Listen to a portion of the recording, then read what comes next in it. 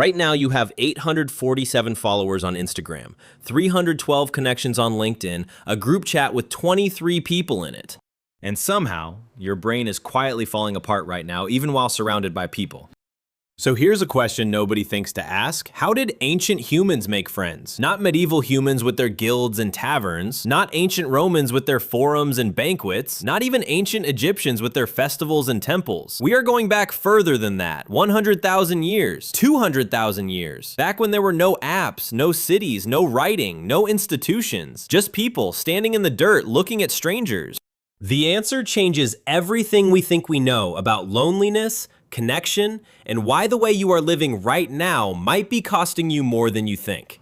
But first, did ancient humans even need friends? This is a serious scientific question. For a long time, researchers assumed early humans formed social bonds purely out of survival logic. You join my group, we hunt together, we don't die. Friendship was just a side effect of not getting eaten. That assumption turned out to be wrong, very wrong.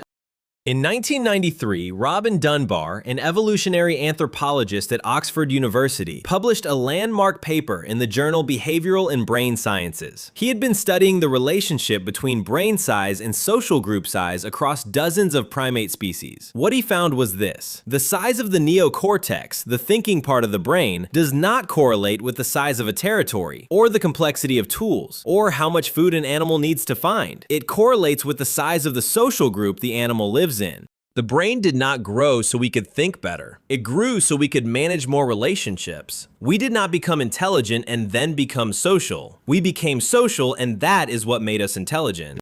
So the question is not whether ancient humans needed friends. The question is, how on earth did they make them without any of the tools we rely on today? Let's start with the obvious one. They touched each other. This sounds simple. It is not.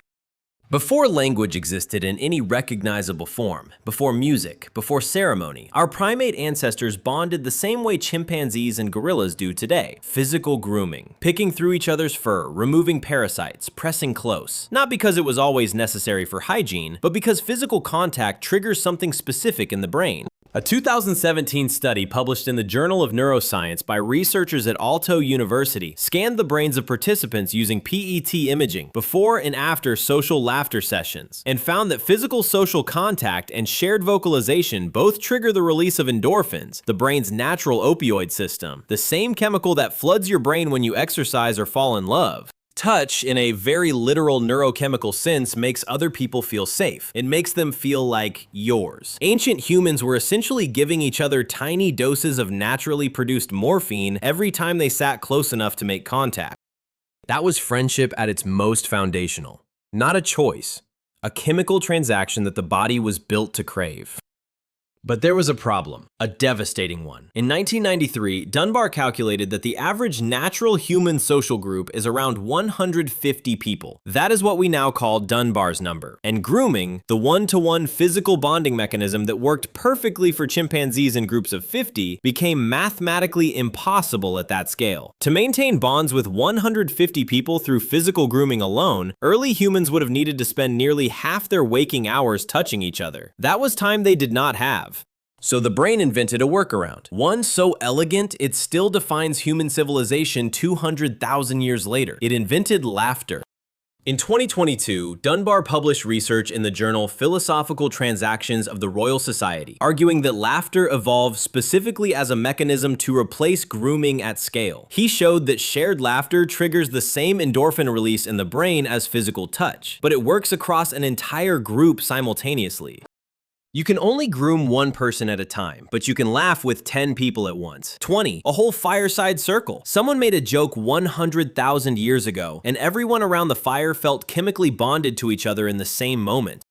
Laughter was not a luxury. It was social technology.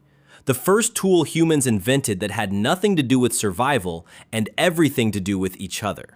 But laughter has one fatal limitation. It only works if the other person is close enough to hear it. And when ancient humans hit that wall, when the group grew, when people traveled, when someone you trusted was no longer standing next to the fire, they needed something that could carry friendship across distance. What they invented next was the most human thing ever recorded. They made things and gave them away. In 2022, a team from the University of Helsinki, led by postdoctoral researcher Marja Ahola, published a study in the Journal of Archaeological Method and Theory examining slate ring ornaments found at multiple Stone Age sites in Finland, dating to around 4000 BCE. What they found was not just jewelry. They found jewelry that had been deliberately broken in half, with each half recovered from a different location. Two people had worn pieces of the same object, the same ornament. One ring split between two bodies. 6,000 years ago, someone had looked at the person they trusted most in the world, broken something beautiful in two, and handed half of it across. The oldest friendship bracelet in the world was not a symbol. It was a social contract. I carry half of this, you carry half. Neither of us can make it whole without the other. That is a friendship. And it predates writing, predates cities, predates every institution we think civilization depends on. But here is what is really interesting about those ornaments. They were not found at random. They were found at large gathering sites, centralized meeting places that hunter-gatherer groups returned to repeatedly. Anthropologist Michelle Langley at Griffith University, writing in the journal Current Anthropology in 2018, documented how these kinds of sites served a specific social function. They were places where people who did not know each other yet could become people who did. Strangers arrived carrying objects, carrying songs, carrying shared rituals. And those rituals, the repeated behaviors that everyone participated in together, fired something in the group that neither logic nor language could produce: a shared identity.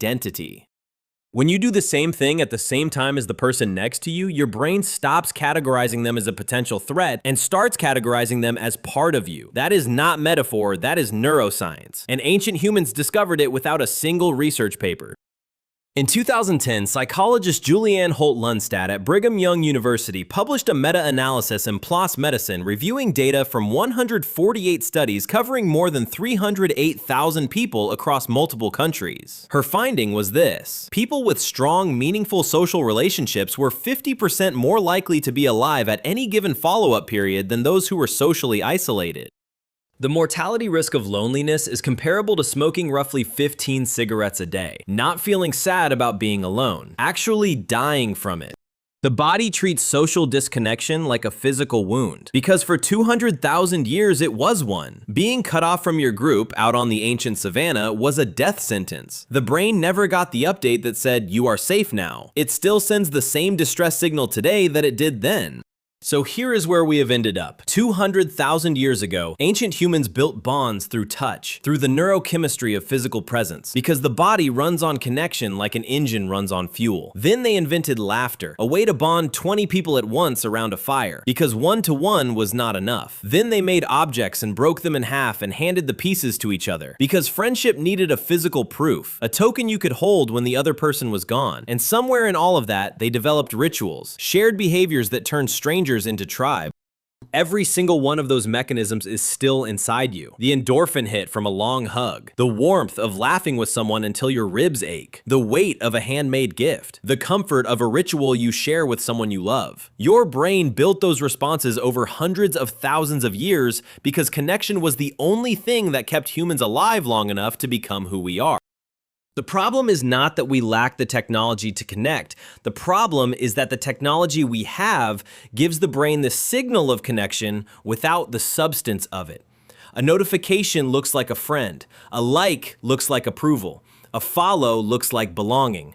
And the brain, ancient and easily fooled, nods along while the body keeps the score. Ancient humans did not need social media to make friends. They needed presence, physical closeness, shared laughter, a piece of something broken off and handed over as proof that two lives had touched. Those things have not changed. Only the distance between us has. And every time you close the app and call the person instead, you are not doing something old-fashioned. You are doing something 200,000 years proven. You are being human the way it was designed to feel. Before you go, I want to ask you something. Think about one ritual you have with someone in your life. Maybe it is the way you always say goodbye, or a stupid inside joke that has been running for years, or the same restaurant you go back to every time something big happens. Drop it in the comments. I genuinely want to read them, because I think you will find you have been making friends the ancient way all along, and you just never had a name for it.